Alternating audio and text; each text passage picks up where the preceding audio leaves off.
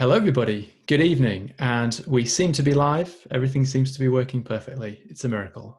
We are here, myself, obviously, and I'm joined by a friend of mine and fantastic photographer, Joe Cornish. So, Joe, welcome along.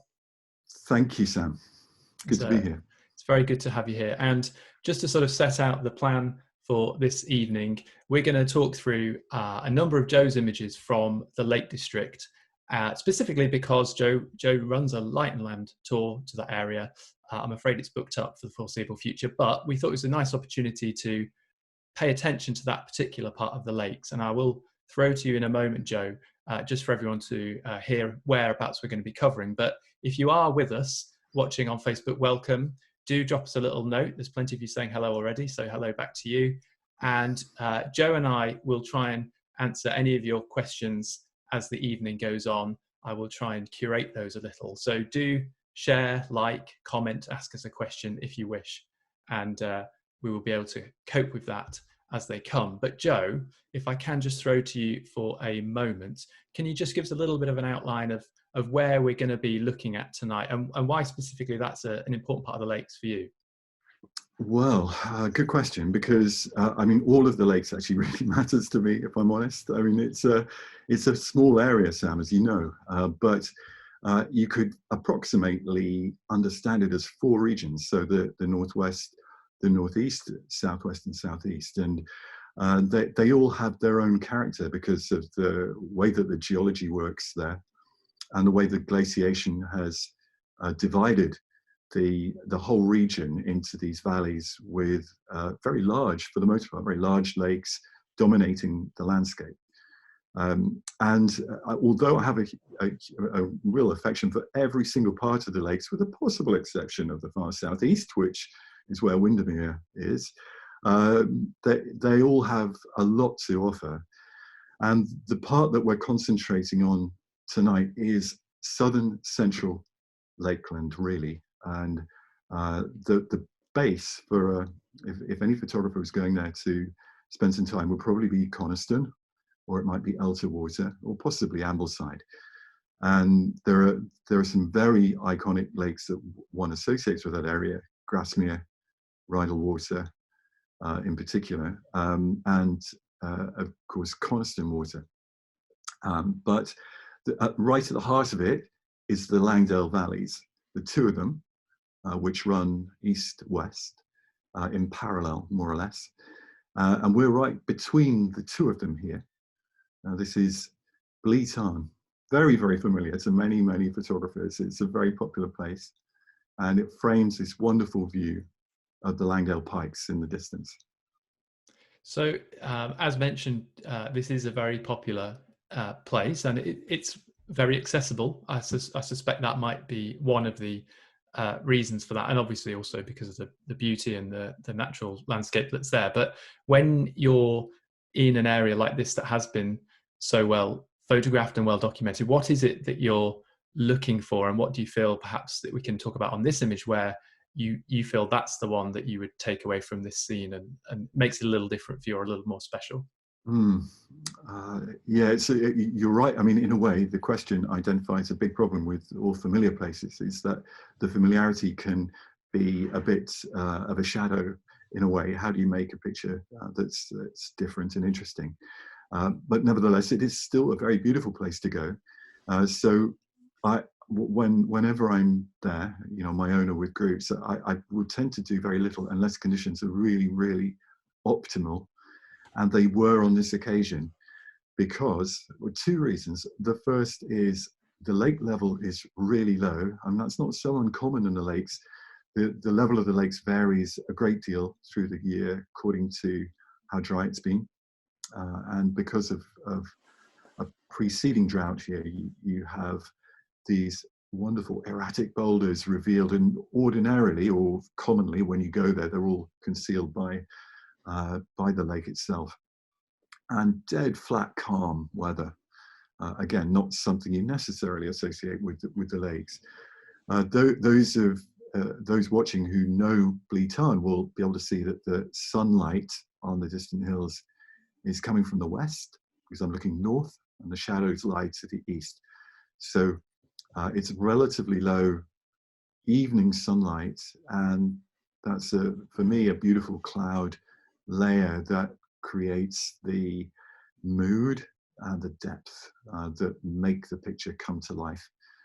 If it were a blue sky, I probably would not have made the photograph. So I think a combination of all those things together, the reflection, the beautiful rocks, and I mean, I don't know about you, but when I'm making a composition of this kind, the biggest challenge and the most enjoyable part of it is the jigsaw puzzle of working out the arrangements, the reflections, the juxtapositions, the angles, and the flow, so that the whole thing has a coherent quality. And at the same time, you have to make all those calculations and time it so that, especially if it's a cloudy evening, that the moment of sunlight you are ready for with your camera when that happens. And typically the sun will come and go a little bit, and you're looking for a moment where it focuses the energy of the picture where you want it to be. Yeah, absolutely. And I think, like you said, this jigsaw element, and even just looking down here in the rocks, these little angular, and how they've all just snugly positioned in together. Even the little stars over here, just making sure they're not creeping into other things. But it's often a compromise, like you say, and sometimes Always. You have to be attentive to what the light's still doing rather than finessing. But that's the challenge, I suppose. Good stuff. Well, I think hello from everyone. There's loads of you saying where you are. I'm amazed. We've got Montreal, we've got Ontario, we've got Bangor in Northern Ireland, Darkest Suffolk, Cumbria. Oh, there's someone in Cumbria. Portland's near me. So fantastic. Thank you so much, everyone, for dropping a little comment. Do keep them coming. And as I say, we will try and answer your questions. So if you have any queries along the way, pop them in the comments and I'll do my best to pick those up. But Joe, let's just move us on to the next image, because it's not a million miles at all, is it, from this first image? If you want to maybe give us a little bit of the explanation there, and then we'll get into the image as well. Well, it's literally about 150 meters. So, but it's looking in exactly the opposite direction, and clearly it was a different moment. So another trip, but there's a knoll behind Bleetarn, to the south of Bleetarn, which from the top of the knoll, a beautiful view opens up over Little Langdale. So that's the next valley to the south, with, I think it's Coniston Old Man is the mountain on the right, or the fell on the right. And this was an early morning, misty early morning. Again, that's a gift from nature, which doesn't always happen, in fact, rarely happens, but it's something that is something, well, to really be embraced. And often that comes with its own challenges. The colors and the contrast can be quite low. And at the same time here, the sky would have been quite bright. So there are a few technical challenges to overcome, but most of all, it's just, again, trying to be there. And the mist tends to move, as you'll probably have experienced yourself, quite rapidly. And you're never quite sure if it's about to all evaporate. Sometimes it just comes in and everything disappears. And other times it's in that sweet point of simplifying and lightening areas which might otherwise be rather dark and dull. So I'm not saying this is necessarily the perfect moment, but yeah, it's an important part of the composition of the mist. Can we talk just a little about the flow? Flow is a word that might come up quite a lot tonight, because I know you're a proponent of interconnectivity within the frame, and line and shape obviously is critical with photography of all sorts, especially with landscape. But for me, what I'm really drawn to is the undulating flow of this, due to this gentle curve in from the right, mirroring up on the left. This forms a lovely triangle, for example. Is that a road, Joe? Sorry, yeah. It's a track. Oh, it is a track, yeah. Sorry. Slightly eroded track. And how that parallels this line here. And those are all very small things, but it's so important if we're dealing with static landscape, isn't it, to introduce that sense of movement as well as depth, like we talked about there with the weather conditions, but just purely from the composition of movement. The landscape is I think in many ways the biggest challenge for photographers who are interested in the formal elements of photography. You could argue that photography is dominated by pictures of people, and pictures of animals. And that's because, on the whole, human beings are very, very interested in other human beings, and also interested in other animals, and they're great subjects for photography. And as landscape photographers, we don't have that kind of charismatic, personality-driven element in the photograph. We only have what one of my wildlife photographer friends once described as the background. So the landscape is, for some people, is the background, but it's, of course, it's a wonderful, incredible subject. How do you bring it to life? That's the job of the landscape photographer, I feel, and it's the art of it. And the answer is, in compositional terms, it's energy, it's rhythm, it's rhyme, and in that respect, it's very it's an art form that is very parallel with music and poetry. And if you have any experience or familiarity with those forms, you will find constant parallels in landscape photography. And the way that we manage color, for example, is also integral to composition.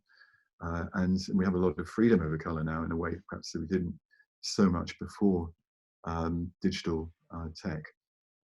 But yes, the points that you raise there are very, very good, in that there are these broad brushstrokes of the valleys, which are the kind of linear energy flows, and then there are the kind of details which come from the foreground, and the knobbly ridge in the distance provides a kind of contrast as well. So all of these elements are just there, but the photographer's job is to use them in such a way as to create a sense of rightness, and that actually it was just like that. It's reality, that's what it's really like. I mean, it sounds easy, and in a way it should look easy, but it often isn't. I would say that. Yeah. It often isn't. No, and I was going to just follow up, and then I'll just take a question from the comments, but just, it's a difficult question, so I'm sorry, but are there little exercises or things you might do out on a workshop with guests to help them see those shapes and rhythm within the landscape? Because often when we're faced with such a large vista, it's very difficult to distill that down for some people still refining their eye in that way. Yeah, so you make a good point. I mean, actually think that the way I usually do is try to encourage people to look at what's close to them first. And if they're relatively inexperienced, is to focus on, you can look, for example, at the foreground and see heather and tussock and rock outcrops as discrete elements, and those elements can be analysed and seen in relation to one another relatively easily. But I think the greater challenge, and one that's actually is harder to teach, is to how to find kind of harmonious or contrasting relationships between foreground elements and the wider landscape beyond. And actually, there is no substitute for practice, for going out and doing it and looking carefully. But I think that the real the key is the critical eye. I've got a painter friend who always uses that phrase. That's what everyone who is loves their photography does, is they take a critical eye to the world. They're trying to really understand it, understand the world in front of them. And for me, there's only one word overall that can express it all, and that is relationship. Everything else is, as you say, it's rhythm, flow, depth, line, shape, form, and so on. But it's actually the relationships between all of those elements that produce a successful result. Fab. Just before we move on to our next question, next image, sorry, another awfully tricky one here. How do you plan for perfect conditions? Well, as I can give you a quick answer to that, there is no perfect condition. I mean, it might be there are times when you turn up and think, wow, that is perfect. But I try to focus on the idea that every experience is a good experience, and you do your level best to, if you can, is to make a photograph that suits the conditions, whatever they may be, and that speaks the truth of those conditions. And that's a little bit of a philosophical perspective, but I think you can work in the rain and produce amazing photographs if you have a sense of how to use the light that produces. Uh, it's certainly true. When I was younger, I'll try to make this short because I realised it could go on. I would plan around golden hours, so-called, sunrise and sunset, and so on. But I've had so many hopeless failures in those periods, and so many successes in periods that were not sunrise and sunset, that I finally realised that it's futile to plan along those lines, and much better to, when you can go out with your camera, to wander kind of in a prepared state of mind, with a very open mind, and without too rigid expectations, let's say. Yeah, great advice. Okay, just for the purposes of keeping us all honest on the time, I'm going to keep us just moving through. And there's actually, we've got 2 images from Cathedral Cave, a wider scene here, and then a lovely detailed shot. And we might sort of roll them into one, Joe, but maybe, thank you very much, everyone. Sorry, by the way, for all the questions and the comments coming in. Keep them coming, and share the post if you can. That's fab. But if we get back to Cathedral Cave here, Joe, many people watching may have, if they've been up the Lake District, they may have been in there and had good or hard, difficult times. Something, it can vary, can't it? But talk us through a little bit of the actual, geological background within reason, and maybe the challenges of shooting in this technically as well, from a light point of view and color and everything else. Well, the geology I'm pretty sketchy on. I believe it's greenstone slate, and originally it's a volcanic ash that's been subducted, super compressed, and then re-emerged at the surface, millions and millions of years later. So that's the end of the geology lesson, because somebody else will probably know more than I do for sure. But the cave itself, obviously, it's the result of quarrying. It's really fascinating that the quarrymen left this column in the middle, presumably for structural reasons, but it gives it an extraordinarily architectural quality that I find intense and dramatic. It's quite a popular place. I've been in there a number of times, and sometimes there are other folk there. So I was there once when there was a singing group there, and it's got an incredible acoustic. So that's really memorable if you do happen across an event like that. It's not, honestly, this color. I think I probably lit this. I've been so many times. I have lit it on one occasion, and I might well have lit it. I don't think I filtered it, but I feel when I'm in this space that I feel quite liberal with my interpretation of color. The colors in it are very, very odd, with a raw file left to its own devices, but it's easy to maneuver the color in the direction that you might like it to go. Is that legitimate? Well, I'm sure some people might debate that, but I would straight away say that for me, this is not intended to be a direct and very literal interpretation of the color. What it is an interpretation of a very amazing space that's very raw but very powerful. And the key for me is to avoid the major opening which lies immediately behind the column. So from a technical point of view, if you have that white opening, I say white, I mean it just opens onto the sky, and if you're going to get any kind of manageable exposure within the cave, you have to lose the sky to white, because otherwise everything inside would be far, far too dark. Yes, you could potentially do an HDR, and I have seen such pictures, but I personally prefer to use this tactic, to use the column as a motif, and to try to get almost even lighting behind, to create a very simple, symmetrical perspective on the space.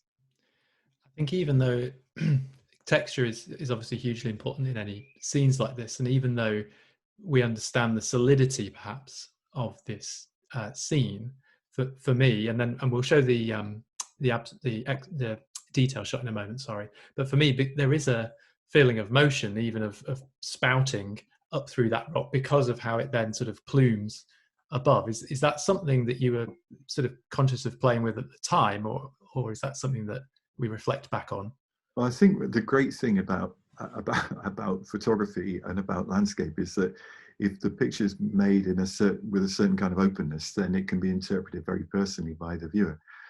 So I'm really happy to hear you say that. I think that the way that you describe it, I would say that at the time I was very conscious of the kind of energy and the gesture of the rock, or of the column, how it appears to sort of hold up the roof, and it's got this radiating energy. It's like a force of nature in a way, whereas I mean, it's in reality it's passive, but I think that the graphic elements to it express an energy, and that's then for me is enhanced by the lighting.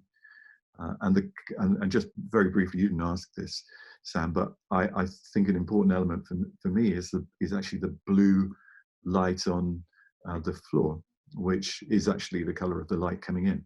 And it's the contrast between the way that I've interpreted the color of the rock and the blue light, I think enhances or adds to that feeling of contrast and energy, most probably. But yes, I like the way you describe it. Let's have a look at the detail shot from here, because it's nice to have set the scene. And this is, right up my street, so to speak, in that I enjoy poring over these sorts of images, both in the field and looking back on them. But they bring their own challenges, I suppose. So I would imagine there's technical challenges in terms of shooting and keeping everything, if you wish to, in focus, even though the panes aren't much, but because of how we pick them out. But also there's, again, the compositional challenge. But let's talk about the technical challenge first, because we've done a little bit about composition already. So what are there technical ways of working here when you're dealing with these abstractions and close-ups? Well, yeah, it's a really interesting question for lots of reasons. If this was really close up, it would be technically very challenging. It's actually at quite a distance. So it's shot from one side of the cave, looking up into the roof of the cave on the other side. And it is three-dimensional. It's not a flat space by any stretch of the imagination, but it's shot with quite a long lens, I think probably 200 mil. And it was, in fact, although I used medium format digital as well, it was made with a Sony from memory. And so there's no scope for camera movements to enhance depth of field. The depth of field is achieved by stopping down, but it's a manageable depth of field. So in spite of the three-dimensional planes, I would probably, let me put it very simply, focused in the middle and stop down to f16. And then sometimes that f-stop for people who are interested in optics can produce a little bit of softening due to diffraction. But I have found from field experience that these types of surfaces rarely suffer badly from diffraction effects. So they still render well with good depth of field. And actually it's more important to have the appearance of sharpness and depth for a picture of this kind. It's not one which would lend itself well to a shallow depth of field, I don't think. So that was that problem. Yeah. Can we talk a little bit about the color, because we've referenced the color in the image before, and a little bit of sort of adjustment on that to the mood and everything else. But there's such vibrancy in these purples and greens, and it's sort of otherworldly. So is that did you sort of take the ball and run with that a little? Very much so. I would probably say I ran with it a lot. And again, that might seem like it's not my style on the whole. I would like to feel that my approach to photography is quite restrained, and especially if I'm photographing open landscape, I'm very keen to retain that kind of umbilical cord with reality, so that the sort of sense of conviction remains. But this is such a detail that it's much more of an imaginary expression or interpretation. Having said that, all these colors are there in the rock. So what I've done is, say, the purple, that has simply been lightened and saturated. The yellows have been saturated, and the greens, I've changed the hue quite significantly in the greens, taken them towards blue, and you can see the way that the image fades to blue. So there's a combination of hue, saturation, and luminance in interpretation across this picture. It's still probably a work in progress. There are there's more that I could do. I might come back to it in a couple of years' time and think, what was I playing at? But I quite enjoy this rather, it's quite a harsh color environment, but it's intriguing for me, and so I'm quite happy with it. That's why I've included it. Well, I think, to be honest, Joe, a lot of people viewing are quite happy with this one. So you're scoring a lot of big thumbs up on this one. Oh, good. There's a lot of fans out there for this, lots of wows going on, and actually people mentioning that they're seeing faces in the rocks. And as you were talking, I was trying to sort of pop, but it's sort of one of those things where you either see it or you don't immediately, isn't it? But are there any things you see or saw at the time even? I think if you look carefully, you can see that right at the center, top center, there's a kind of two eyes and a nose where that sort of clean purple comes back, and a mouth. Yeah, so I think I was conscious of that. I have a whole collection of on my digital archives called rock faces, which is obviously ambiguous because they're all based on rock faces, but they often have got faces in them. Yeah. Okay. Fab. Well, we'll keep us moving again. Thank you, everyone who's joined. If you have joined late, don't panic. You can always go back and watch the beginning, any bits you've missed on the Light and Land page. This video will still be up for the next few days, and we'll put the video out on YouTube. But thank you for joining us if you've now found us, and keep the comments coming. It's really great to see those coming in. I will just keep us moving, and we're sort of making a sort of total change really in image style, and obviously we're back out in the open. So maybe if you can, and I think, correct me if I'm wrong, we've only got a couple actually of portrait orientated images tonight out of the 10. And maybe we'll talk about that a little bit as well, but give us a little bit of the background on this one, Joe. Well, we're looking at Great Langdale from below the Langdale Pikes. So I wanted to have a wander up there to see the view, and this is a picture which I probably wouldn't necessarily have it in an all-time favorite collection or anything, but it's a useful indicator, I think, of the landscape, and it's a geographic picture. I think something that I'm really interested in is that a photograph that expresses something in a landscape has these three elements which Robert Adams, not a relation of Ansel, I should say, but Robert Adams, famous critic, educator, photographer, described as geography, autobiography, and metaphor.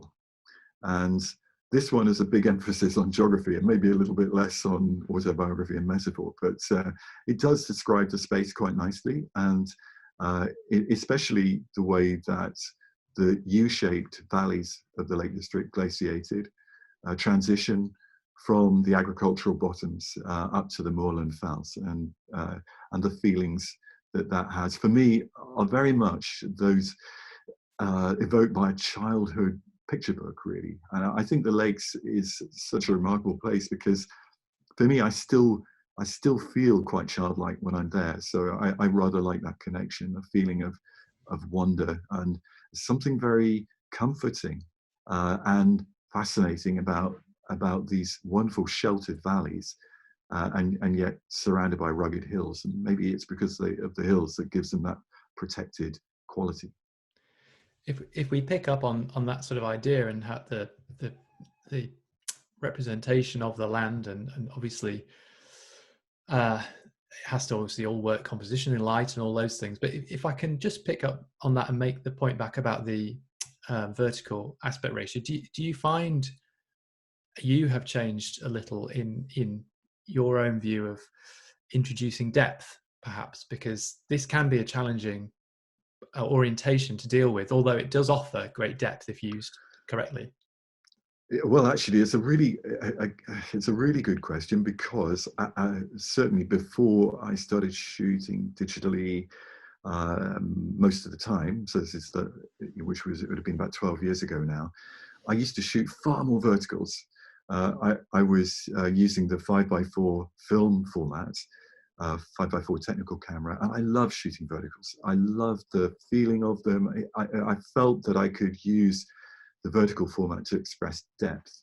And it's a fairly obvious sort of solution in a sense, isn't it? You know, that you can get more foreground in, you can get more sky in, and you don't worry so much about the sides, as it were. And it's bizarre in a way how that has changed. And incidentally, perhaps to take this a little bit further back, when I was much younger, I was working as a working photographer. We were constantly being reminded by magazine editors to shoot verticals, because a lot of photographers forgot to do that, and the pictures would end up being cropped for the cover, or they just wouldn't work very well for a cover anyway. So you actually got into the habit of it. And the funny thing is that since I've started using 4x3 and especially 2x3 cameras most of the time, 2x3 being 35mm, an APS-C sensor, those are the aspect ratios, the vertical format is much more awkward as a native format, because it feels too tall and skinny somehow a lot of the time. As it happens, I feel it worked quite well in this case, but as a result of that discomfort with these more extreme or more rectangular formats, let's say, than 5x4, I probably concentrate much more now on horizontals. But there isn't for me, it's the content, the inspiration comes from what I'm looking at, and I'm very comfortable and happy to shoot verticals. It just so happens that for this collection, I don't have so many in.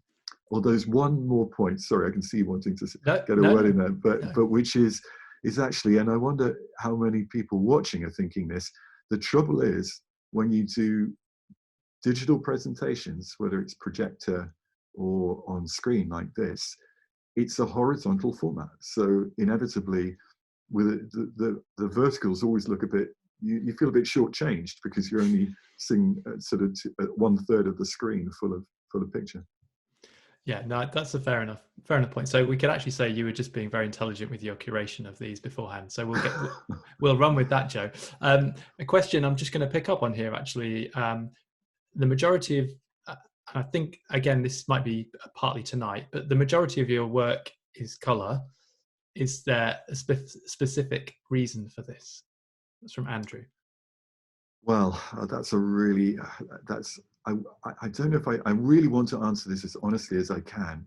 And that the answer is quite variable, but I would say that on the whole, I love black and white photography, by the way. I should put that in first. And the great black and white photographers were the landscape photographers who really got me into photography in the first place, who inspired me to believe that photography could be an art form. And so my kind of current fixation, if you will, on color is perhaps a little surprising. But the truth is that I see color as the great challenge of our time in formal terms. And the reason for that is, while when I was younger, I was shooting color because that's what people wanted. So for calendars, books, magazines, and so forth. For my own work, I was very happy to shoot black and white, and I love shooting it, but I get such a feeling of depth from color. And because color can be very challenging, it's actually quite an exciting challenge. It's a particularly difficult challenge for anybody going out with a camera at the moment, when everything outside is really, really green. And as we've lost for the most part, bluebells and the garlic from the woods, which were wonderful 3 weeks ago.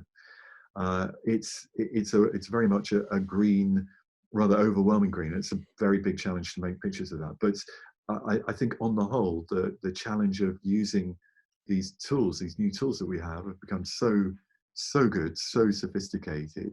And as you study color, its emotional depth and meaning, so you can start to develop your own language of color. And for me, that's really the challenge. I just love it. Yeah. Okay, great. Do keep the questions coming, everyone. I will try and pick up a few as we go by. So apologies if I don't get to them all. That's just the nature of the beast a little bit, but do keep them coming. I think carrying on with that color point and color theme, this is a great image to come to next, because sometimes, as you've sort of alluded to there as well, some locations are synonymous with certain colors. You know, I spend a lot of time in Italy, and there's a certain hue and tone and tonal palette, color palette, sorry, which you recognize there, and similarly in other parts of the world. And for me, this sort of color image is synonymous with the lakes. For whatever reason, I associate those colors, those specific colors too. And I know this is a bit of a favorite image of yours, so maybe just tell us a little bit more, A, from a where we are point of view, and B, obviously there's a lot going on here, so I'll let you sort of take the lead on that. Well, it's a picture that works for me for a number of reasons. And I think that the first to say is that the pure geography of it, if we think of that, is really interesting as a perspective. It's from Holmfell, just north of Coniston, looking west directly. Oh, actually, it might be a little bit of northwest, but basically west towards the Langdale Pikes. And in the middle distance is Hodge Close, which is a vast quarry system.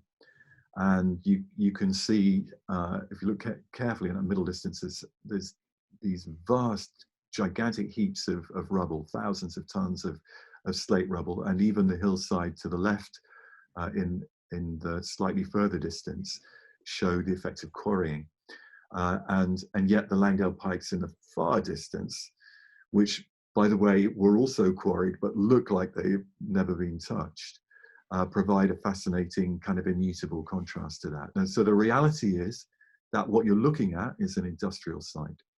So pretty much everything on Holmfell and below it here has been dug out. It's literally half a mountain dug out and taken off somewhere to put roofs on houses, probably in many parts of the world, not just in England. So it's a site of great historic interest, massively interesting from an industrial archaeology point of view, and it also retains this sort of iconography of the Lake District with the Langdale Pikes in the distance, which are just being hit by sunlight, as you can see. But it's one of those rather hazy lakeland days, and so the colour has gone very blue. Whereas the foreground is warm, sort of autumnal, late autumn. There's a few leaves on the birches, but also the larches are turning to that amazing, brilliant yellow that they do at the end of October, early November. And I suppose it's, for me, the woodland, the new young woodland in the foreground is this sort of note of well, you can interpret it however you wish, but all of this is recovering nature. You can see that process going on in the middle distance as well. Lots of trees now growing up on those rubble heaps. And eventually, in time, in 100 years' time, those rubble heaps will, one would hope, will have disappeared underneath woodland. And in fact, you won't be able to see this view at all because those trees in the foreground will have grown up with luck, and it'll have, you'll be standing in the middle of a wood. So it's a moment in time in that sense as well. And you can find landscapes like this with this narrative throughout the north of England in particular. It's just that there's few of them that give to me such a beautiful prospect as this one from Holmfell. And one more thought is that from a compositional point of view, this is a horizontal composition clearly. But it has a kind of axis around the centre. So the trees, the silver birches in the foreground, run almost up into the V shape of the valley in the distance, and which gives it a strong kind of vertical axis there. And yet there's this kind of array of horizontal elements that flow through the foreground and the middle distance that are also equally important. And that for me gives the compositional balance that makes it work. Yes, you mentioned as well that, and I was just going to bring us back to that, the little touches of light in various parts of the image here at the back, just on these on the scree there, on the slopes, even just up here, and touching these trees here on the right. And I suppose these are just examples of just finally getting the exact right moment to impart that sense of depth through those transitions in light and shade. I think it's really, really important. If you think of lighting, well, we all obviously as photographers have to think of lighting a lot, but the key for me, the pictures that have the most resonance and have the most emotional depth are those where the lighting is really restrained but balanced. So, full sunlight here would have not produced any emotion at all for me. And the reason it works is because there's this soft sunlight on the foreground. There's just a hint of sunlight in the middle distance, but not much. Most of that is in shadow. And there are those shafts of rather cool sunlight because it's so far away on the Langdale Pikes in the distance, both at the bottom and at the top. And the rest is all in shadow. It's all cloud shadow. But those notes of light give luminance, which gives energy, which gives a feeling of hope, actually, and all human beings need hope. And I feel that without wishing to take it too far, but underlying a lot of how photographs work is their hidden emotional content. And the lighting is the key that unlocks that. And it often is timing. It's knowing the moment to press the shutter so that sometimes there's a bit of a compromise involved, but for me it was that moment with the light on the hills at the back, and I happened to get it with a bit of light on the foreground. And so in that sense I got lucky. And I have a number of other exposures of this scene. I can't remember how many, it's less than a dozen certainly, and this is the only one really where the elements come together properly. So a lot of it is just being there and being ready. Okay, yeah, I'm going to move us on, but I look comments coming in about being very painterly, and lovely comments about the texture here in the foreground as well. Really tangible, beautiful texture, and that just recedes through the frame as it softens slightly away. So we could spend all night on that, but for time purposes, I won't. But I think if we pull that emotional point we were making through there, and about color and about light and about those sort of life affirming moments, if you want, this is, I feel, is a great example of that. And this is a Kelly Hall tarn, which obviously I'll let you explain a bit more of that, but this is obviously very dramatic light, presumably coming after a little bit of bad weather, which is common up in the lakes. And then it's about maximizing that, isn't it? And how have you gone about really capturing that sense of visual glory that was there at the time? Well, I was there with Mark Banks and a small group, and it was one of those afternoons where you really had to have staying power, because when we arrived, it was really, really nice. The weather was changing quite quickly. It wasn't particularly windy, but the clouds were moving rapidly overhead, and we got a chance to just have a quick sort of sense of the space. And Mark had been there before. It was very grateful to him for sharing this place actually with us, and my eye was immediately taken by these beautiful lily pads in the foreground. But almost before we could get our cameras out, the rain arrived, and it was honestly, it was biblical. We spent our time sheltering underneath umbrellas and underneath our cagoule and so on, and wandering around the tarn, which is small, so it doesn't take long to get all the way around it. But for me, this was the only spot that was going to make a photograph, and it's nothing wildly original about it in that sense. But even so, you still have to have the elements come together. So, and I was watching the time, thinking, if it doesn't happen soon, and the rain doesn't finish, it's all over, and we'll have to just head home. But strangely enough, and it often doesn't, but it did on this occasion. The sun did come out very briefly, probably a total of 3 minutes, and it passed as a almost like a ray or beam of light across the landscape. And again, I have here, I think, just the 4 exposures of it moving through. And it was this moment is just before the sun hits the foreground fully. It's just on the edge of the cloud shadow. You can see where the sun is directly hitting in that middle distance area. And that proved perfect because the trees were relatively dark and needed lightning, and the stripe of a bright light across the middle gives a kind of separation and an energy. I love the dark shadows on the fells in the distance as well. And the foreground lighting is luminous but not overwhelming. And so all those considerations together worked in my favor. A couple of people, Joe, have mentioned about the lily pads, just if that's what they are, they're at the front, just sort of, they're reaching out, aren't they? Sort of tentacles towards us, and you feel very close to that physically. And obviously that can be challenging technically, but those are so important, aren't they? Was that a key element for you, considering on your foreground there, to bring us in?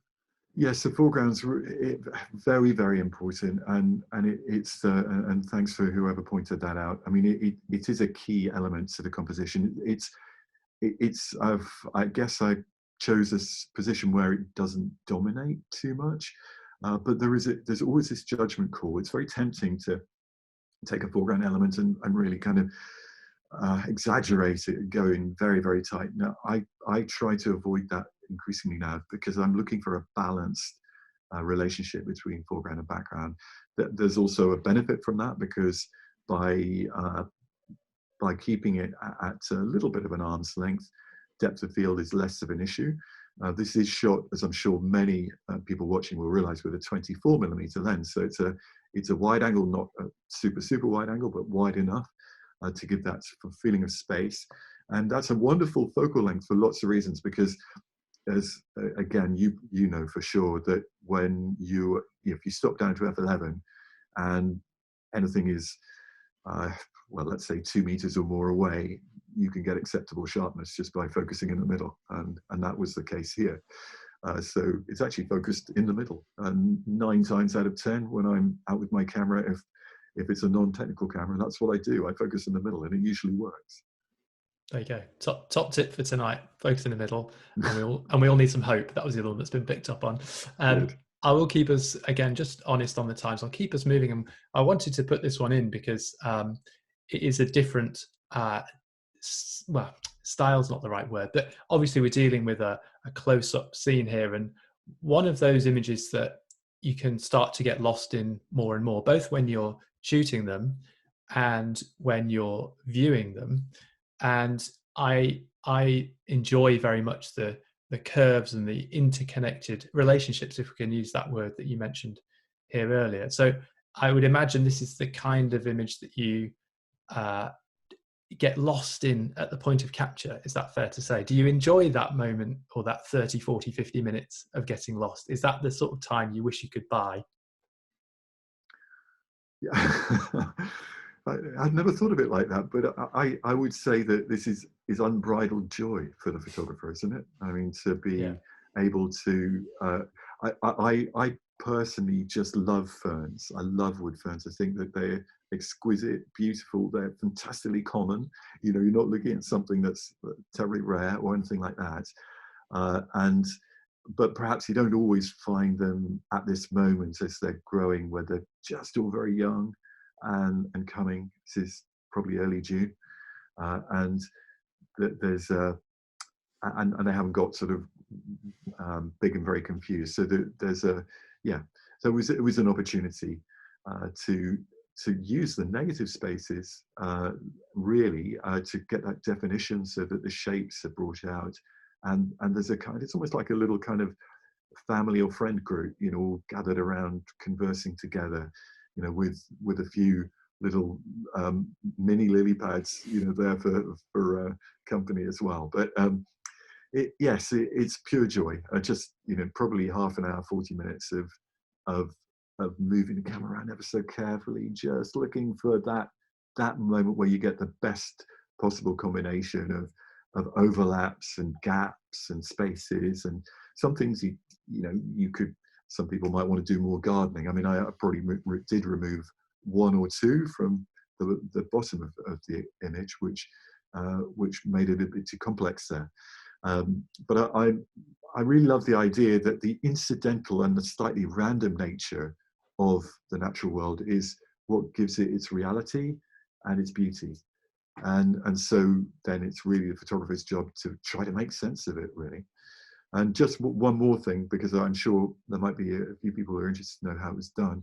Um, I, I did some balancing in a raw file, had it in color, and then took it to Photoshop and applied the black and white filter. And I think I just reduced the opacity a little bit so that some of the green comes through. But the reason I did go for black and white, so this rather contradicts what I was saying earlier, perhaps, is that green is just so overwhelming and intense when it's the only color, especially when it's the only color in the image. So here, because the emphasis is on form, I've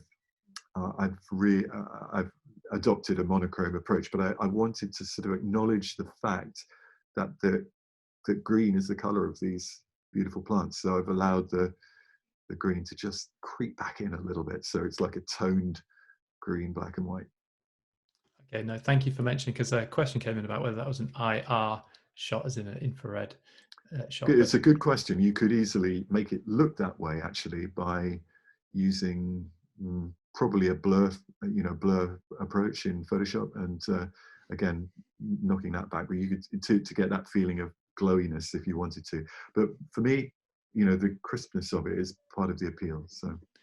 Yeah, and I think referring to a point somebody else made earlier about how this whole C19 situation has made us stay a lot more local and closer to home. And I know you're a huge proponent of that anyway, and you're very careful about where you travel and when. But I know you may not necessarily have ferns on your doorstep, but there will be things in your local woodland and in your local countryside. And taking the time, like we just talked about there, to really distill those and thinking about the form, you could have a whole project of work like this, and you needn't have gone far at all. So that hopefully gives everyone a little bit of encouragement to go and do that.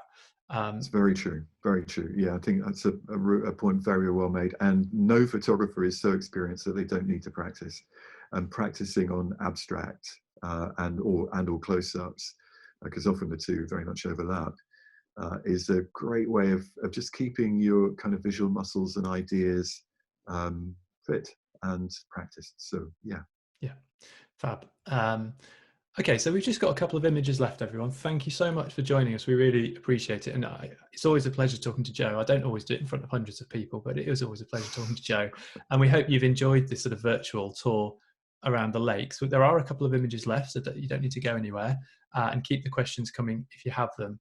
And this, again, another really quintessential lakeland for me, in terms of the light and the mood and the fact we're between weather here again, the wall obviously, and the stones and the colors here on the back. But I know there's a little bit more from a sort of historical point of view here, Joe, that we wanted to just touch on. And maybe we can introduce a little bit of the importance of caring for these landscapes and how they've developed. We've sort of touched on it a little bit in theme, but maybe let's just deal with this scene first if we can, and then we can go into that a bit more.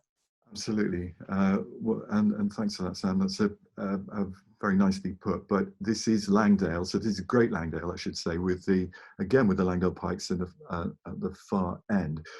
I think it was shot in February. I was over there with a couple of friends, one who is an archaeologist and the other is a painter. And it's actually at a place called Cop Tow, or as some people would call it, the Langdale Boulders. And as it happens, the really archaeologically significant boulders are not the ones in the immediate foreground. They're actually just off to my right. But there are very interesting markings there from Neolithic times, which are evidence of the activity of a tribe who lived in that valley then. So a period that is relatively early on in the post-hunter-gatherer, early agricultural period. So when you're thinking about time when humans are first starting to settle the land, to work the land, to farm the land, to enclose the land for cattle or sheep, or perhaps getting to the point where they can, breed domestic animals. And they had a great interest in what we might, well, as far as we can tell, spiritual matters. And what this valley and this spot is really, really famous for is greenstone axes, which are artifacts that I'm no archaeologist, by the way, but I just think it's worth bringing up, that were made here in the valley. Forget which museums you can find them in, but they're beautifully, beautifully worked. And the interesting thing about them is they have no functional value at all, because they're full of amazing veins and markings of great beauty, but which are terrible weaknesses. So if you were to bang one of these greenstone axes against almost any surface, it would probably shatter. So it's made as a symbol, as an icon of a culture. And the interesting thing is there's a lot of greenstone right down here in the valley, but the expert stoneworkers who made the axes actually took the raw material from high up on the Langdale Pikes. And archaeologists believe the reason for that is because they associated the heights of the valley, of the mountains, with the heavens, and that therefore rock taken from high on the hill had a spiritual significance, which the rock in the valleys did not have, which is kind of fascinating.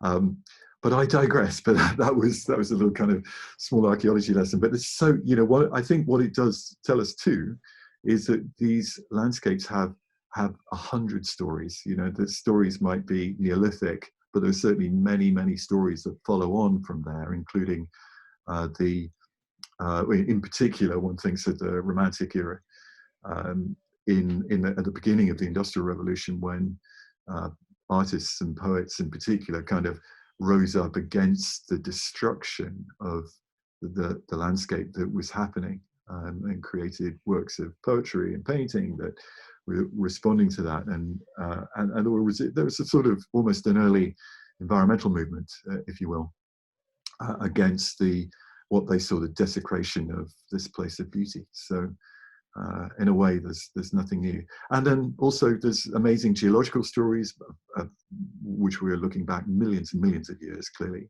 as well as natural history stories, how the landscape has evolved and how much of it is down to the progress of agriculture, which, as the Greenstone Axe story tells you, goes back a very long way.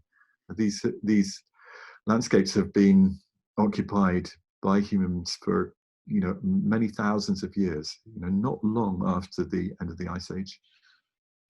Yeah, I think, and being aware of the location, I suppose a criticism sometimes might be that we're not going into this now, I promise, but a criticism pointed at landscape photography sometimes is about idealization, but actually this is a good example of referencing the working landscape that we're in, for all the reasons that you've just talked about there, and even structurally in terms of our fence line here behind, and so it's not, you're not attempting to hide any of that, and its role, or so we say people's role in the land now, is just one stepping stone, without wishing to use too much of a dodgy link there, but through our progression and how we treat the land and how we use the land is obviously.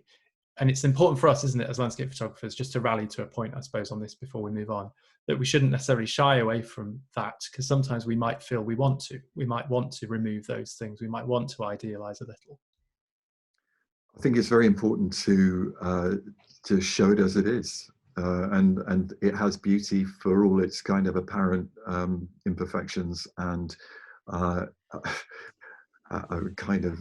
the thing is that the Lake District is such a, it's been worked for so long, and it remains beautiful for all of that. There are some things, by the way, that I'll just briefly mention, that there's so many things one can mention about the Lake District, but one that I know you and I have discussed before is that you look around for pylons in and around the Lake District and you will find none. And the reason for that is because campaigns were run back in, I think, the late 60s, early 70s, when pylons were being, I still remember, being erected all over the country. I just remember from my home, because I wasn't that old then, from my home county of Devon, seeing these huge pylons, and nobody seemed to object to them because everybody was happy to get electricity.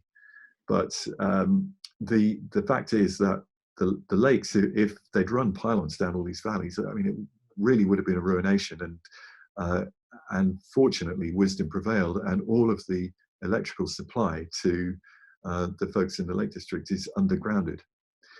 So it's relatively bucolic appearance has been preserved as a result of that. So that's something to be grateful for. And yeah, and it can be done if it wants to be done. That's a different topic for another Where day. there is a will, there is a way, politically, yes. Yes, yeah. Yes. Hot topic today, especially. Let's not go there. Okay, we're going to get to the last image. Joe, we'll keep it really brief because I really appreciate you've given us a lot of time. And we will just do 2 or 3 minutes on this if we can, if we have you here. Huge thank you to everyone for watching. Do stick with us. We've got a little bit more to say here, and then we'll be wrapping up. Just before we get into this, a little heads up, we will be doing another of these next week, actually with Charlie Waite taking us to Jordan. So a total leap in location from the Lake District. I'm going on a world tour in the coming weeks, but more about that later. But Joe, let's get to this then. This is the last image from Tarn House, and let's just a couple of minutes if we can. Well, Tarn House it was originally, I believe, 3 separate small lakes, tarns, which were dammed. The lower one was dammed, and so it's become this one, and it's still beautiful in spite of the the kind of manipulation of the landscape by industrialization, and it's been improved, quote unquote, by planting lots of conifers on hillside in the distance. So it's a totally human managed landscape that we're looking at here, Sam. So you can again see the Langdale Pikes in the far distance. It is beautiful. It is owned by the National Trust, and in spite of all the kind of apparently negative things that have happened to it, and it's probably of all of the National Trust's Lake District landscapes, and there are many, it's sort of the easiest to get your head around in one easy go. If you go there's lots and lots of people visit. Literally, I think 1 million people a year visit this place, which is an astonishing statistic in its own right. Maybe not this year, but most years. And walk around it. It's a lovely place for a day out. It's usually quite busy with people, but you can still make perspectives where there's nobody apparently visible, and this is one of those moments. This was shot in autumn, and on a very typically Lake District day, with scudding clouds, lots of cloud shadow, a few showers of rain along the way, and sunlight as well. And I think the reason that I'm reasonably happy with this picture is again the interplay of light and shade. And I think I'll just briefly mention horizontal composition, but also it was seen as a panorama. I didn't crop it. I actually stitched two pictures together from a view camera with the back sliding back, so that they're kind of, it's like the same picture, but you just shoot one half and then shoot the other half. They stitch together very easily and nicely because there's no distortion. But it's a place that lends itself, I think, to a panoramic approach. Yeah, and I think lots of the same themes that we've talked about with regards to lighting and space and composition and relationships and depth. So we won't go into those now, but it covers a lot of things we will have talked about. I would like to say, as I just bring us to a close here, Joe, it is always a genuine pleasure talking to you in front of people or not in front of people, virtually or not virtually as well. And I think for everybody out there listening, if nothing else, this isn't always a technical exercise about photography, but it's about connection. It's about understanding the landscape. It's about building relationships with the landscape and understanding our role within the landscape as it's moved and as it changes. And we have a power, don't we, Joe? If we come just to a final point here, we have a power as landscape photographers to try and help document and tell these stories that we're experiencing. Absolutely, and Sam, I should just say it's entirely reciprocal, the pleasure of talking with you, so thank you very much for that. But yes, a very good point. It's an important way to end, is that I think landscape photographers, amateur or professional, do, as well as the sheer joy that it gives us, we have a responsibility to share our love and our concerns for the landscape, for the habitat, in any way we can effectively. It's easy to say, not so easy to do. I'm very conscious of that, but I think it gives a certain edge and a meaning to our activities when we go out. And so yeah, I would definitely encourage anybody to think, what can I do to make things better? Fab. Okay. Well, thank you so much. There's so many nice comments coming in. Thank you all for letting us know you've enjoyed that. Hopefully a nice balance of technical, of inspiration, of the landscape and of the location as well. It leaves me to say, we will be back, like I mentioned, next week. There's going to be a series of these with a variety of light and land leaders, obviously all tours and tour locations. But do keep up with us there. I'll be back with Charlie next week doing a trip to Jordan. But for now, Joe, thank you so much again. Thank you to everyone for coming along. We really appreciate it. Do us a favor and share this far and wide so everyone can get to see it and learn from all the great things Joe has said. But I'm going to bring us to an end, and we shall speak to you again soon. But goodbye for now.